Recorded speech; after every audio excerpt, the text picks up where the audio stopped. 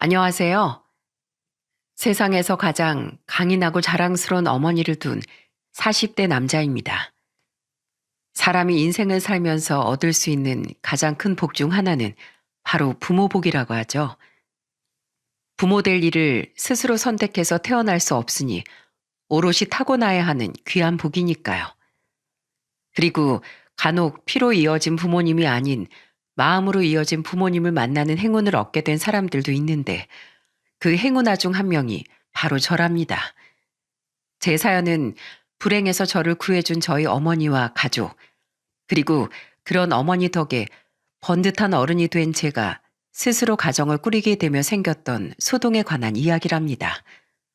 부디 주변 이웃의 흔한 속사정이다 생각하고 편하게 들어주시면 감사하겠습니다.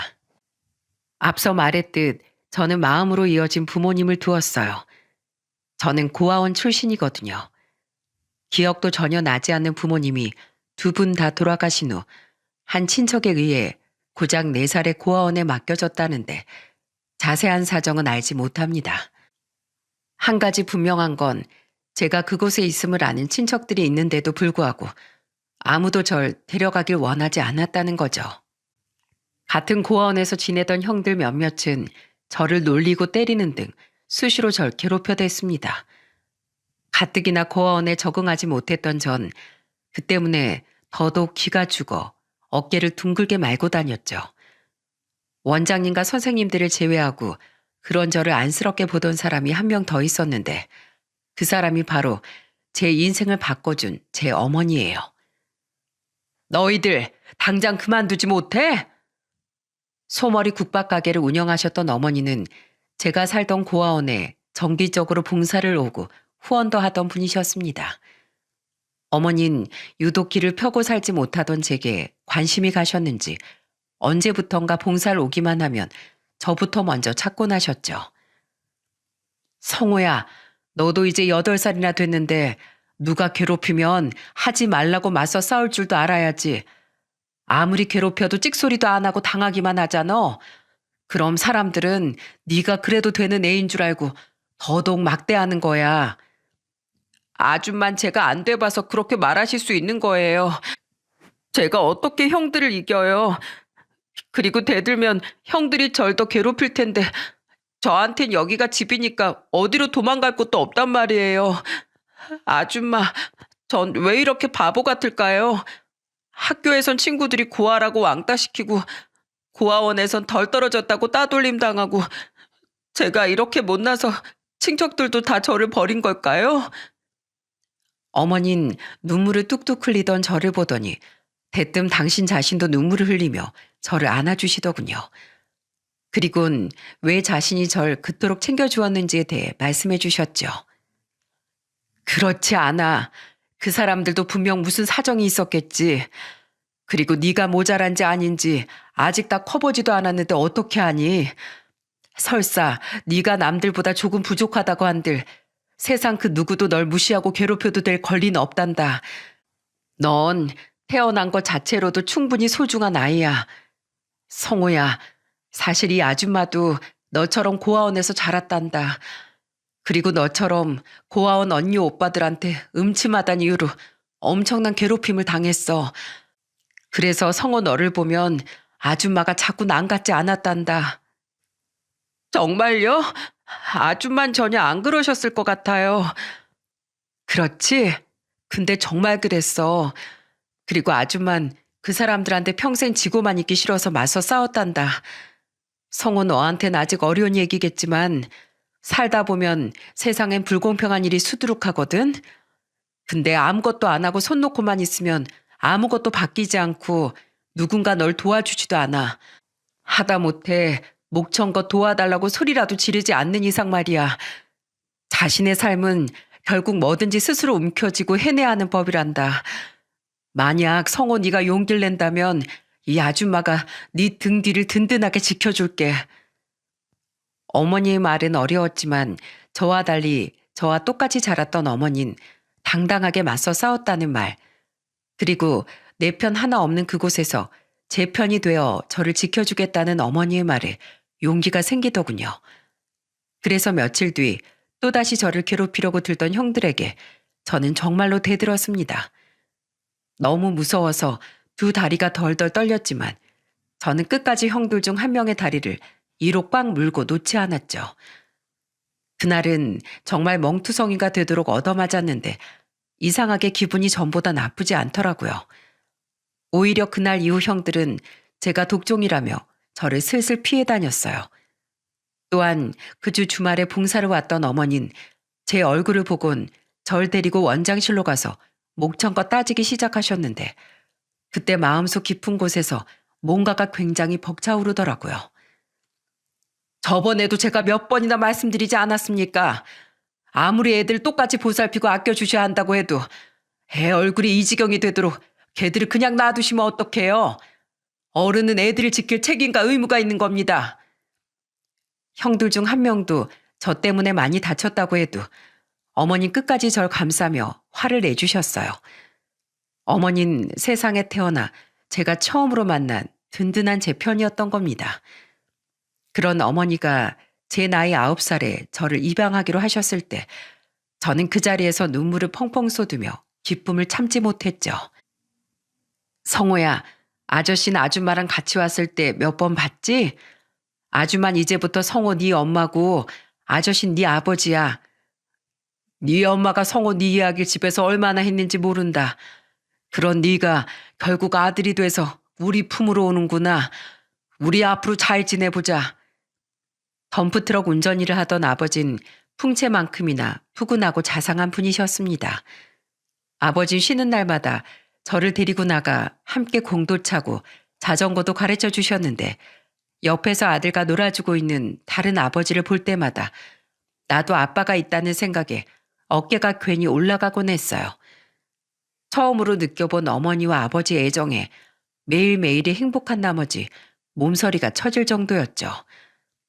또한 부모님껜 저보다 1살 어린 딸이 있었는데 여동생 또한 낯선 절 오빠라고 부르며 잘 따라주었습니다. 그렇게 처음 생긴 가족의 품 안에서 저는 더없이 행복한 학창 시절을 보내게 되었어요. 한편 공부를 잘했던 전 서울의 명문대를 졸업한 후 변호사가 되고 싶어 로스쿨에 진학했습니다. 로스쿨을 졸업 후 당당히 변호사 시험에 합격했을 때 부모님은 제가 자랑스럽다며 눈물까지 터뜨리셨죠. 장하다. 아주 장해 우리 아들. 이 아빠 트럭에 아예 현수막을 걸고 다닐까? 김창덕이 아들 김성호. 축 변호사 되다. 이렇게 말이야. 아우 절대 하지 마세요. 저 완전 창피하다고요. 기어코 현수막을 제작하시겠다던 두 분을 말리느라 제가 얼마나 진땀을 뺐는지 모릅니다. 그 와중에 웃겨 죽겠다며 도리어 부모님을 부추기던 동생에게 누나를 무지막지하게 불아리기도 했죠. 그리고 한 로펌에 취업해 첫 월급을 탔던 전 부모님께 큰절을 하며 받은 월급 전부를 드리기도 했어요. 어머니 아버지 지금까지 한 번도 절 수아랑 차별하지 않고 친자식처럼 키워주셔서 정말 감사드립니다. 두 분이 아니었다면 전 절대로 이런 번듯한 변호사가 되지 못했을 거예요. 절 키워주신 은혜 앞으로 살아가면서 평생에 걸쳐 갚겠습니다. 오랜만에 부모님 품에 안겨 저는 긴 시간 제가 효도할 수 있도록 부모님이 오래오래 건강하시길 간절히 바랐죠. 하지만 그런 제 바람은 오래가지 못했어요. 정말 죄송합니다. 그날이 제 아내의 첫 번째 기일이었어요. 속상한 마음에 술을 너무 많이 마셨다가 그런 끔찍한 실수를 저질렀습니다. 정말 죄송합니다. 가족을 잃는 슬픔을 그렇게 잘 아는 사람이 어떻게 그런 끔찍한 짓을 저지른단 말입니까? 우리 아버진 돌아가셨는데 당신은 왜 멀쩡히 살아있는 거냐고요. 난 당신 절대로 용서 못해. 젊은 운전자는 우리에게 울며 사죄했지만 도저히 용서가 되지 않았습니다.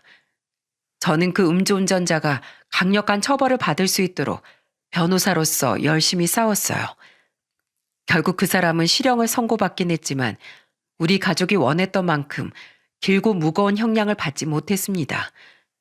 너무 분하고 원통했어요. 물론 판사님도 수많은 판례와 법정 지식을 바탕으로 합당한 판결을 내린 거라고 생각해요. 하지만 당시엔 원통함이 이성을 앞서 있었기에 재판과 관련된 모든 사람들을 원망하기도 했었죠. 한동안 길에서 아들과 공을 차고 자전거를 가르쳐주는 아버지들을 보면 눈물이 치솟아 고개를 돌려버리곤 했습니다. 저와 모든 것을 함께 해줄 아버지가 더 이상 곁에 없다고 생각하니 슬픔을 참을 수가 없었어요. 그 시기에 결심했죠. 변호사가 아니라 누구보다 이성적이고 공정한 판정을 내릴 수 있는 판사가 되고 싶다고 말이에요. 판사가 되려면 법조인으로서 활동해야 할 필수 기간이 있었기에 저는 열심히 변호사로서 뛰어다니며 사람들을 돕고 경험을 쌓았습니다. 그 이후엔 판사가 되기 위한 시험, 면접 등 길고 복잡한 과정들을 거쳐 30대 후반의 나이에 드디어 판사가 되었죠. 제가 변호사가 되었을 때와 달리 어머니는 호들갑을 떨지 않으셨어요. 대신 조용히 제 손을 잡고 눈물을 흘리며 이렇게 말씀하셨죠. 네 아버지가 하늘에서 널 보고 참 대견했을 거다.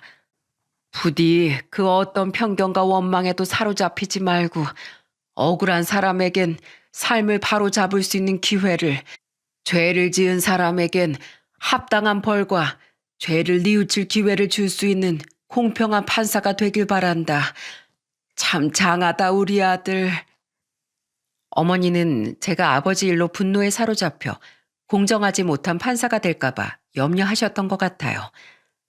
그 당시 어머니의 말씀을 잊지 않고 되새기며 저는 좋은 법조인이 되기 위해 늘 노력하게 되었습니다. 이렇듯 제게 어릴 적부터 불합리와 맞서 싸우고 자신을 아끼면서도 세상에 온정을 베푸는 법, 더 나아가 세상에 이로움을 퍼뜨릴 수 있는 현명한 방법을 가르쳐준 사람이 바로 제 어머니였어요. 어머니와 다른 의미로 제 인생의 새로운 국면을 맞게 해준 사람이 있었습니다. 그 사람은 바로 예비 아내였죠. 저는 어머니를 본받아 늘 봉사활동을 다니고 기부와 후원을 했었어요. 저는 39살 때 평범한 회사원이던 예비 아내를 노인 무료급식 봉사활동을 하다 만나게 되었는데 간혹 괜한 트집을 잡고 역정을 내시던 노인분들을 만나도 예비 아내는 인상 한번 찌푸리는 일이 없더라고요. 어떤 사람일까 호기심이 일어 어느 날 저는 예비 아내에게 말을 걸었습니다. 전부터 궁금했었는데요. 정희 씨는 어쩜 그렇게 인상 한번 안 찡그리고 늘 친절하세요? 저도 사람인데 화날 때 있죠. 근데 여기 오시는 분들은 대부분 험난한 인생사를 가지고 계시잖아요. 게다가 형편까지 어려우니까 간혹 다른 사람들이 자기를 무시한다고 생각하는 분들이 계시더라고요. 살아온 삶이 고단하셔서 그런 거지 처음부터 그런 분들은 아니었을 거다 하고 생각하면 오히려 마음이 너무 아파져서 화가 누그러져요. 그리고 대부분 또 혼자 사시는 분들이니까 자기 얘기를 들어줄 사람이 없어서 많이들 외로워하세요. 저는 이 봉사라면서 그런 분들의 말을 귀담아 들을 수 있어서 오히려 다행이라고 생각해요. 예비 아내의 말은 제게 아주 큰 울림을 주었어요. 무작정 봉사한다, 좋은 일 한다 정도로만 생각했지 봉사하는 곳 사람들의 인생을 들여다볼 생각은 차마 하지 못했거든요. 오랫동안 공부와 일에만 매진하느라 연애를 오래 쉬었던 전 그런 예비 아내에게 큰 호감을 품게 되었고 우린 자연스럽게 연애를 하게 되었습니다. 예비 아내는 제 가정사를 듣곤 눈물을 흘리며 본 적 없는 저희 가족에게 감동을 하더군요. 연애한 지 2년 뒤 결혼 이야기가 오가며 저희 집에 첫 인사를 온 날 아내는 진심 어린 말투로 저희 어머니께 이렇게 말했어요. 뵙기 전부터 진심으로 어머님을 존경했어요. 그런 어머님의 가족이 될 기회를 주셔서 정말 영광입니다. 결혼 허락해 주시면 꼭 어머님을 닮은 좋은 며느리가 되고 싶어요. 젊은 처자가 어쩜 이렇게 말을 곱게 할까. 허락해 주고 말고 우린 아주 좋은 고부 사이가 될 게다. 어머니는 예비 아내를 굉장히 마음에 들어 하셨습니다.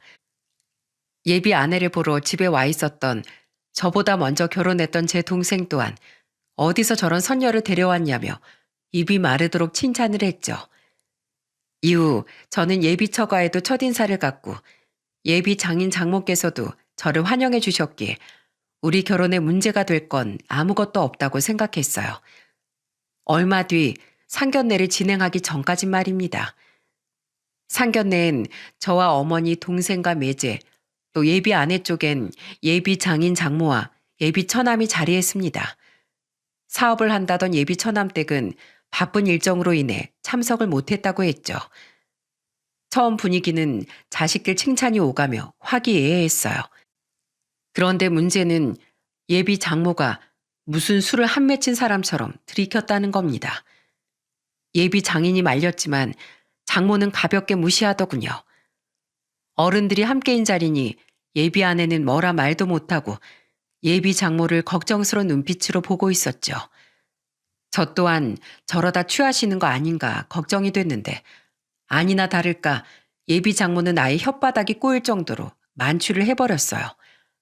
그리고 그때부터 미처 상상하지도 못한 망언의 축제가 시작됐습니다. 그나저나 사부인, 미리 사부인이라고 불러도 괜찮겠지요? 정말 대단하십니다.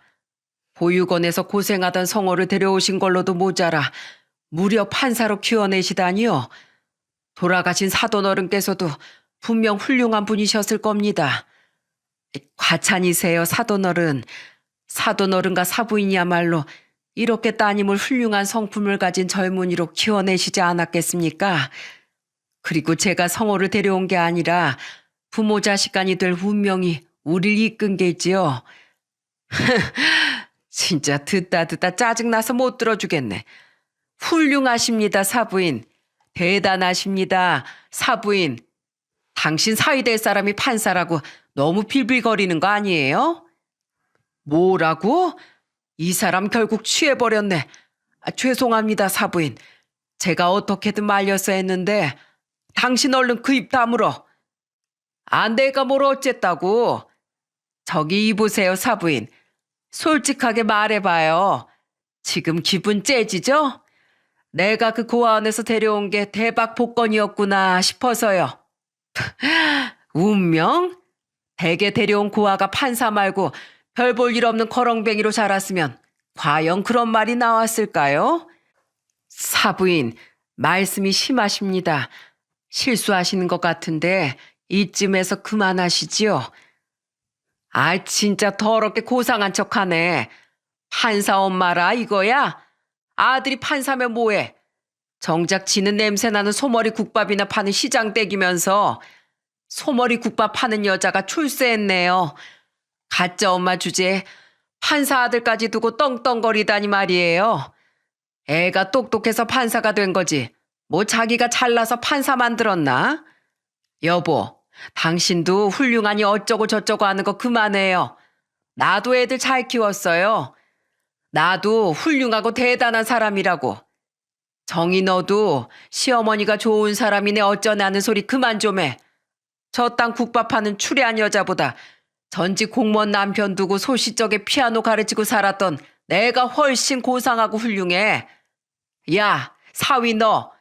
결혼하고 나서 저 땅 가짜 엄마 대접한다고 내 딸 고생시키기만 해봐. 아니, 아예 구하기로 한 신혼집 말고 처가살이를 하는 게 어때? 저런 가짜 말고 우리 딸 친부모인 내가 진정한 부모 사랑이 뭔지 확실하게 알게 해줄게. 불쌍한 고아 사이 내가 바다 같은 마음으로 품어주겠다고. 예비 장모는 쩌렁쩌렁한 목소리로 상견례장 분위기를 풍비박산 내버렸습니다. 예비 장인과 처남의 얼굴은 사색이 됐고 예비 아내는 황급히 예비 장모의 입을 틀어막았어요. 하지만 때는 이미 늦었죠.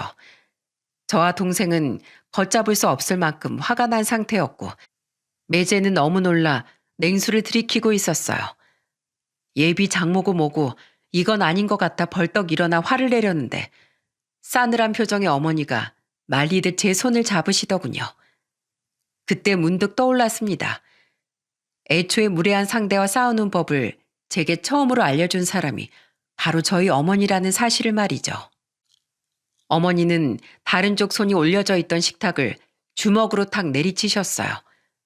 그리고 그때부터 성난 암사자의 포효 같은 어머니의 참교육이 시작됐습니다. 피아노 치는 일보다 소머리 국밥 하는 일이 덜 고상하다고 누가 그럽디까? 직업 가지고 고상한 애 만의 수준 따지는 댁 사고방식은 덜 고상하다 못해 천박하네요. 그리고 가짜 엄마? 난 우리 성호를 데려온 그날부터 단 하루도 우리 성호가 내 친자식이 아니라고 생각해 본 적이 없어요. 우리 성호가 판사 말고 당신 말대로 거렁뱅이가 됐어도 난 이 애를 가슴으로 품었을 겁니다. 판사 아들?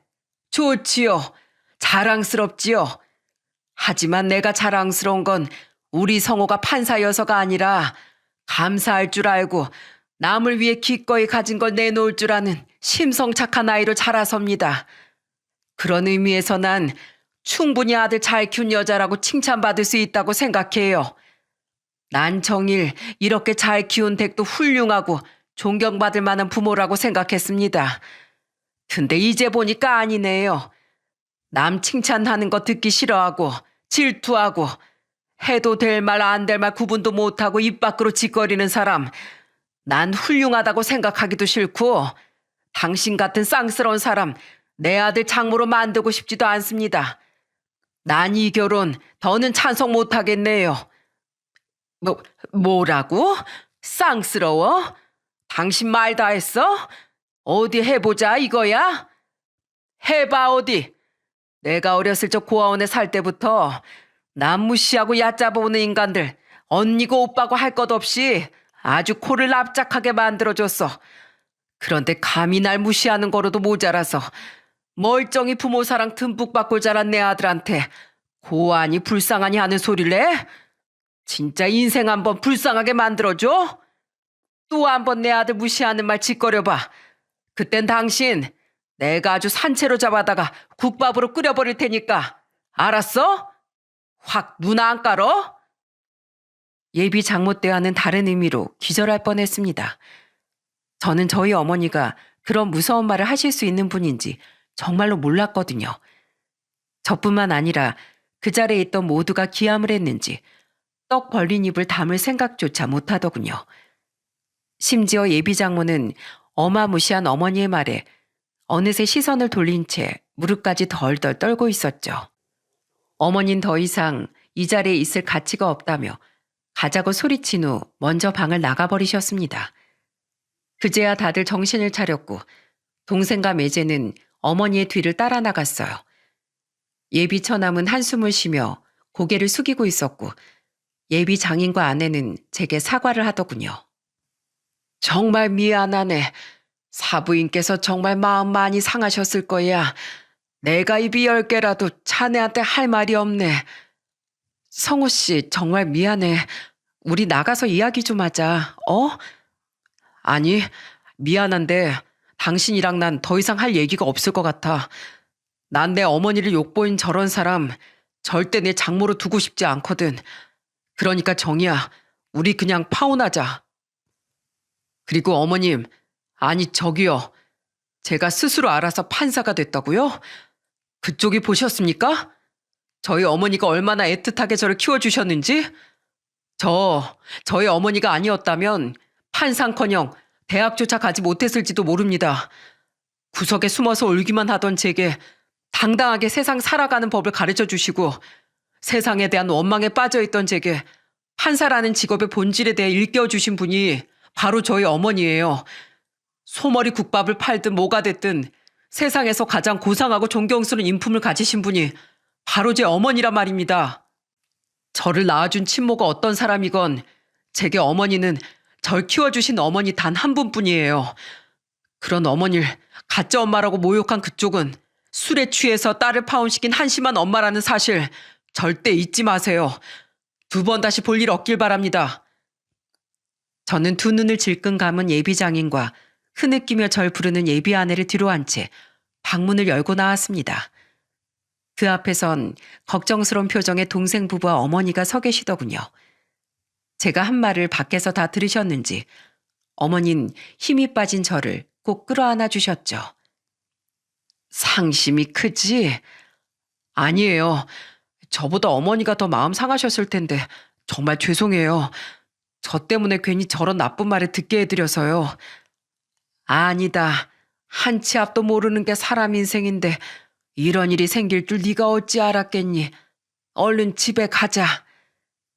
그렇게 집으로 돌아온 후 예비 아내에게서 몇 번이나 전화가 걸려왔지만 전화를 받지 않았어요. 받으면 괜히 마음만 약해질 게 뻔했으니까요. 그런데 제가 전화를 받지 않자 예비 아내는 제 퇴근 시간에 맞춰 저희 집 앞까지 찾아왔더군요. 성우 씨, 왜 왔어? 난 내 의사 충분히 이야기했어. 그러니까 돌아가줘. 성우 씨, 우리 엄마 행동 용서해달라고 하지 않을게. 그래도 그냥 우리 결혼하지 않고 이대로 만나기만 하면 안 될까? 내가 염치 없다는 거 아는데 영원히 성우 씨랑 이별한다고 생각하니까 차마 숨조차 제대로 못 쉬겠어. 예비 장모가 술에서 깬 뒤 예비 아내의 집은 그야말로 난리가 났었다고 합니다. 예비 장인은 평소에도 술 때문에 그렇게 자신과 싸우대더니 망할 놈의 주사로 못난 미천 다 드러내고 자식 혼사까지 망치니 이제 속이 시원하냐며 내 자식 인생 망치는 여자랑 더 이상은 못 살겠다고 이혼을 선언하셨다는군요. 술 때문에 이미 며느리와도 몇 번 문제가 있었는지 예비 처남은 언젠간 사고 칠 줄 알았다며 학을 떼군 자기 집으로 돌아갔고요. 나도 엄마 얼굴 꼴도 보기 싫다고 하는 뒤로 엄마한테 말 한마디 안 걸고 있어. 나랑 아빠한테 울면서 사과하곤 있는데 이게 어떻게 사과 한마디로 끝낼 일이야. 나 엄마가 너무 밉고 원망스러워. 애써 우는 예비 아내를 돌려보냈지만 저 또한 마음이 찢어지는 것 같았습니다. 누구보다 현명하고 착했던 예비 아내에게 저 또한 너무 큰 마음을 내어주었으니까요. 예비 아내는 그 뒤로도 몇 번이나 저를 찾아왔지만 저는 냉정하게 돌려보냈습니다. 그렇게 상견례 이후 며칠이 지났고 결국 예비 아내는 제게 이런 문자를 보내더군요. 계속 나를 밀어내야 했던 성호 씨 마음도 힘들고 불편했을 텐데 내가 내 힘듦에만 치우쳐서 너무 내 생각만 한 것 같아. 어머니께 죄송해서라도 나도 이젠 그만 현실을 받아들일게. 그동안 많이 고마웠어. 그리고 좋았던 시간을 이렇게 끝내게 해서 정말 미안해. 앞으로 어디에 있든 성호 씨와 어머님의 행복을 빌게. 이젠 정말 끝이구나 싶어 눈물이 왈칵 흘러내렸습니다. 두 번 다시 이런 여자 만날 수 없을 테니 아마 살면서 내 인생에 결혼이란 없겠구나 싶었죠. 한참을 울고 목이 말라 방을 나오니 거실 소파에 어머니가 앉아 계시더군요. 저는 황급히 마른 눈물 자국을 지워내려 손으로 얼굴을 비볐어요. 그런데 그때 어머니는 저를 부르더니 이렇게 말씀하셨습니다. 많이 힘드니? 괜찮아요. 시간이 해결해 주겠죠. 괜히 걱정 끼쳐드려서 죄송해요, 엄마. 성호야, 사실 그동안 정희가 나한테도 몇 번이나 전화가 왔었다. 죄송하다고 꼭 찾아뵙고 다시 사과드리고 싶다는 걸 내가 오지 말라고 했다. 마음이 약해질 것 같아서 말이야. 그러니까 아까 전에 앞으로 부디 행복하게 잘 사시라는 마지막 문자가 왔더구나. 어머니한테도 그런 문자를 보냈어요. 사실 저한테도 마지막 문자가 왔었거든요. 그래, 왠지 그럴 것 같았다. 그러니 네가 그렇게 우는구나 싶었지. 사실 정희한테 그동안 연락 온 걸 너에게 말하지 않았던 건 달라질 건 없는데 괜히 말해봤자 네 마음만 아프게 할 것 같아서야. 나도 사람인지라 화도 많이 났고 그런 사람을 네 가족으로 만들고 싶지 않았으니 네 결혼을 도저히 찬성할 수 없을 것 같았거든. 그런데 너희가 서로 정을 떼기가 많이 힘들다면 하온을 진지하게 다시 고려해 보려무나. 사실 내가 말 안 한 일이 하나 더 있는데 요즘 네 예비 장모였던 그 여자가 매일같이 내 식당에 찾아오고 있다. 오늘로 벌써 닷새째야. 깜짝 놀랐습니다. 너무 생각지도 못한 말이어서요. 그도 그럴 것이 예비 장모는 제게 단 한 번도 사과 전화를 한 적이 없었기에 끝까지 참 뻔뻔한 사람이라고 생각했었거든요. 상견례한 다음 날 정희 부친이 찾아와서 내게 머리 숙여 사과하더구나. 파혼할 때 하더라도 자기 안 사람 행동에 대해선 진심으로 사죄하고 싶다면서 말이야. 그전에도 며느리가 돈 잘 보고 친정 좀 잘 산다고 시댁을 무시한다면서 술 먹고 몇 번이나 난동을 피워댔다더구나. 어렸을 때부터 공부 잘하던 오빠들하고 비교당하면서 자라서 시기 질투도 피해의식도 심한 사람이었대. 그동안은 자라온 환경이 안쓰러워서 보든 거 참아줬는데 정이 파혼당하는 거 보고 자기 아들까지 이혼시킬 것 같아 더 이상은 못 참겠다고 이혼할 거라고 하더라. 그래서 그건 내 알 바 아니니 알아서 하시라고 돌려보냈지. 그런데 그 다음 날엔 정이 모친인 그 여자가 찾아와서 손님들이 다 보는데도 아랑곳 않고 엉엉 울면서 죄송하다고 한 번만 용서해달라고 싹싹 빌더라. 딸은 자기를 완전히 투명인간 취급하고 남편한테도 이혼당하게 생겼다면서 제발 한 번만 파혼을 고려해주면 안 되겠냐고 말이야. 근데 내가 그걸 왜 받아줘야 하니?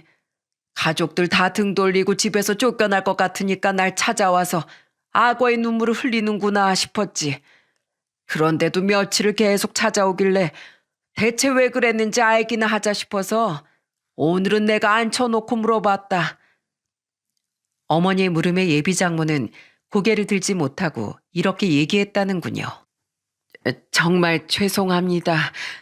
제가 성장 배경이 엉망이라 성격이 배배 꼬여 있어요.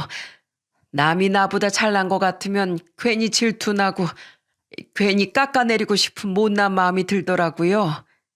저도 스스로가 못난 건 알고 있어서 어떻게든 꾹 참고 살아보려는 와중에 우리 아들이 결혼을 했습니다. 그런데 평범하게 중소기업 다닌 우리 아들에 비해 며느리가 너무 잘났지 않겠어요? 친정도 우리 집은 비교도 안 되게 부자고 자기 사업한다면서 우리 아들 벌이의 10배는 번다고 하더라고요. 바쁘다고 애 계획도 미루고 명절이나 중요한 집안 행사에도 사업 때문에 바쁘다면서 아들 통해서 돈만 보내버릴 때가 많으니 그게 참 고깝더군요. 그래서 시어미로서 한마디 하려고 해도 남편도 바쁘네 그냥 놔두라고 하고 아들은 잘 사는 자기 처가 눈치, 자기보다 잘난 처 눈치 보면서 도리어 그거 시짜짓 하는 거라고 화내고 집 좀 덜 잘 살고 아들 중소기업밖에 못 보내놨으면 시부모 대접도 못 받고 무시당해 한답니까? 내 친구들은 며느리가 전화도 자주 건다고 하고 명절엔 어머님 제가 할 테니까 쉬세요 하면서 사근사근하게 군다는데 내 처지가 처량하더라고요. 그런데 이번엔 우리 딸이 자기 시엠이 될 사람이 그렇게 훌륭하다, 존경스럽다 하고 생전 저한테 안 하던 칭찬을 늘어놓으니 솔직히 별 잘나지도 않은 여자가 아들을 판사로 키워내서 저런 소리를 다 듣네 싶어서 또 질투가 났어요. 물론 사위 직업이 좋으면 저도 좋지만 입이 해벌쭉해진 남편을 보니까 아들 쪽 사돈들한테처럼 이번에도 내 기가 팍 죽겠구나 싶어서 자존심도 상했고요. 나도 내 나름대로 자식들 열심히 키웠는데 인정 못 받는 것 같고 괜히 내 자식들도 무시당할 것 같아서 심기가 불편하던 와중에 사부인께서 친모가 아니라는 말을 듣고 더더욱 마음이 삐뚤어졌던 것 같아요. 게다가 제가 술까지 취해서 그런 저질러선 안 될 실수를 했고요. 저도 압니다. 제가 못난 사람인 거. 사실 애들에게 쭉 무시당할까 봐도 무섭고 남편한테 정말 이혼당할까 봐 무서워서 온 거 맞습니다. 하지만 제가 자존심 그런 거 생각 안 하고 달려온 제일 큰 이유는 우리 정희가 너무 힘들어해서예요. 사부인도 아시다시피 저와 다르게 우리 정인 정말 날개만 없다 뿐이지 천사나 다름없는 아이잖아요. 저 때문에 정희 인생을 망쳤다고 생각하니까 도저히 가만히 있을 수가 없었습니다. 사부인, 제발 우리 정희를 생각해서라도 한 번만 눈 감아 주실 수 없을까요? 제가 진심으로 사죄드리겠습니다. 예비 장모는 테이블에 눈물을 뚝뚝 떨구며 결혼식장에 나타나지 말라고 하면 얼굴도 안 비추고 애들과 인연 끊고 살라면 그러겠으니 자기 딸을 한 번만 받아달라고 애원했다는군요. 한없이 못난 사람이긴 해도 자신도 부모라며 제발 딸의 인생을 다시 바로잡을 수 있는 기회를 달라고 말이죠. 그 말을 듣고 솔직히 나도 부모인지라 마음이 약해졌다. 우선은 생각해 보겠으니 돌아가 보라고 말해도 끝까지 남아있다가 은근슬쩍 손님한테 서빙까지 하려고 들더구나. 내 눈치를 슬슬 보면서 말이야. 그래서 그냥 내버려 뒀더니 마감 때 테이블도 다 닦고 바닥도 깨끗하게 쓸고 닦고서야 들어갔어. 고생 많으셨어요, 사부인. 하고 허둥지둥 돌아가는데 마음이 참 복잡했다. 그리고 집에 오는데 정이 문자를 받고 정말 생각이 많아졌어. 솔직히 마음이 다 풀리지 않은 건 사실이다. 하지만 부모로서 자식을 위해 몇 날 며칠씩 자존심 다 내려놓고 고개 숙일 줄 아는 사람에게라면 한 번쯤 기회를 주는 것도 좋지 않을까 싶구나. 반성하는 사람에게 기회를 주는 거 그게 판사인 네 일도 되지 않겠니? 그러니 네가 정희에게 마음이 많이 남아있다면 그냥 결혼 없지 말고 진행해 보려무나. 뜨거운 눈물이 흘렀습니다. 어머니 말씀처럼 정말로 예비 장모가 진심으로 잘못을 뉘우치고 그 긴 시간 동안 용서를 구한 거라면 저도 한 번쯤 예비 장모를 용서하고 예비 아내와 헤어지지 않아도 되는 건가 싶어 내심 안도의 눈물이 흐른 것 같아요. 한참을 고민한 끝에 다음날 퇴근길에 예비 아내에게 전화를 걸어 제가 들은 이야기를 말해 주었어요. 그리곤 당신만 괜찮으면 다시 만나보겠냐는 가슴 벅차오르는 말을 내뱉었죠. 정말 우리 엄마가 그랬다고? 난 몰랐어. 엄마랑 요새 전혀 말을 안 하고 지냈거든. 정말 어머님이 우리 다시 만나보라고 그러셨어? 그럼 우리 안 헤어지는 거지? 나 마침 지금 퇴근했는데 당장 어머님 가게로 가서 감사하다고 그리고 정말 죄송했다고 직접 말씀드릴래. 예비 아내는 울고 웃으며 기쁜 마음을 감추지 못했습니다. 저 또한 얼른 예비 아내를 보고 싶어 어머니의 가게로 향했고 우린 어머니의 가게 앞에서 마주쳤죠. 저는 긴장한 예비 아내에게 심호흡을 시킨 후 어머니의 가게로 들어갔어요. 그런데 우리가 가장 먼저 마주친 사람은 저희 어머니가 아닌 예비 장모였어요. 막 마지막 손님이 나간 건지 테이블 하나를 치우고 있던 예비 장모는 저와 자신의 딸을 보자마자 허둥거리며 어쩔 줄을 모르더군요. 정희야. 엄마 거기서 뭐해? 그동안 계속 여기 왔었다며. 왜 나한테 말을 안 했어? 들었니? 엄만 그냥 사부인께 용서받으면 그때 너한테 얘기하려고 했어. 성호한테도 사부인께 용서받은 다음에 용서빌러 찾아가려고 했고 너무 염치가 없어서. 성호야, 그래도 이렇게 마주친 김에 그냥 말아마. 내가 네 어머니께 무례했던 거 진심으로 사과하마. 네 어머니께도 용서를 빌려고 계속해서 이렇게 찾아오고 있었단다. 제게 사과하는 예비 장모에게 뭐라고 말해야 할지 모르겠더군요. 그 순간 말소리를 들은 어머니가 주방에서 나오셨죠. 성호 왔니? 아유, 정희도 왔구나. 다시 잘해보기로 한 게야. 그렇지? 네, 어머님. 이게 전부 어머님께서 용서해 주신 덕분이에요. 감사 인사 드리려고 기다리지도 못하고 이렇게 찾아왔어요. 어머님, 저 다시 받아주신다고 말해주셔서 정말 감사드립니다. 그리고 저희 엄마 일은 정말 죄송했어요. 됐다. 아이 사실 네가 무슨 잘못을 했겠니? 사부인, 우리 딸을 받아주기로 하셨다고요? 그럼 이제 저 용서해 주시는 건가요? 그래요. 안 그래도 내가 용서해 드릴 테니 이제 그만 오시라고 말씀드리려고 했는데 오늘 계속 손님이 몰려가지고 통 말할 틈이 없었네요. 언제 또 오셔서 서빙이니 뒷정리니 다 도와주셔서 덕분에 제가 숨 좀 돌렸습니다. 그런데 그냥은 절대 용서 못 해드리고 조건이 있어요. 저랑 약속 몇 가지 좀 해주셔야겠습니다. 휘둥그레진 눈에 눈물이 그렁그렁 맺힌 예비 장모는 뭐든 약속하겠다며 고개를 마구 끄덕이더군요. 어머니는 종이 한 장을 볼펜과 함께 예비 장모에게 건네셨습니다. 자, 받아 적으세요.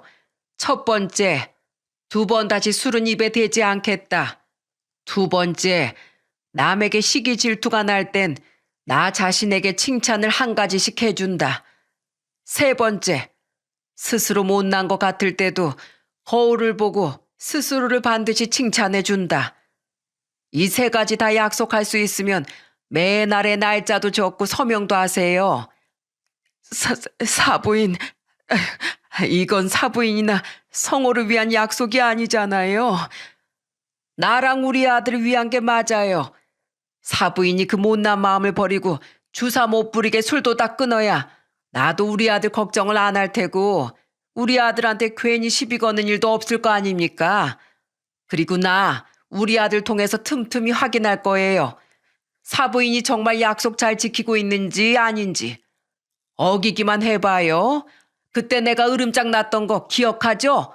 국밥으로 확. 아휴, 기억하죠. 술에 취해서도 어떻게 그 무서운 말을 잊겠습니까? 약속 지킬게요, 사부인. 사부인 무서워서라도 꼭 지키겠습니다. 아휴, 정말 감사합니다. 예, 아시면 됐네요. 성호 너, 네 장모 감시 잘해라. 알았지? 뭘 그렇게 멀뚱멀뚱 섰어? 네 장모 눈물 닦으시게 휴지 좀 가져다 드려. 아, 네, 장모님, 여기요. 장모님? 그렇게 불러줘서 고맙네, 고마워. 내가 정말로 미안했네.